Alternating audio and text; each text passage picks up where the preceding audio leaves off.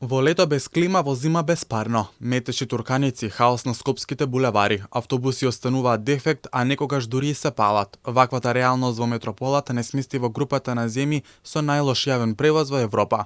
А тоа го покаже извештајот на Европската комисија која не рангираше меѓу најлошите држави во областа на јавен транспорт. Кој е вашето мислење за тоа дека по новиот извештај на Евроньюз сме со јавниот превоз на најниско ниво?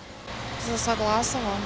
Предходниот ден чекав автобус, повеќе од пола сати, двата што ме носат до дома не дојда. Некој не си ги врши работите, а и нема одговорност за тоа. И сега веќе нема спас, сега мора народот да плати, чекајќи по пола сати повеќе автобус. Мислам дека има доволно возачи, само они нека да возат автобуси дека не се доволно платени.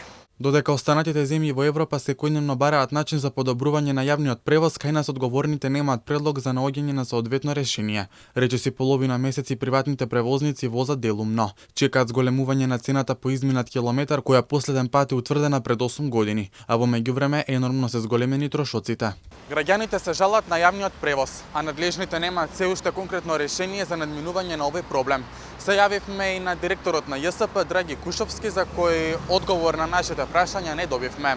Во меѓувреме се јавивме во синдикатот на ЈСП, а одговорите беа дека не смеат да даваат информации.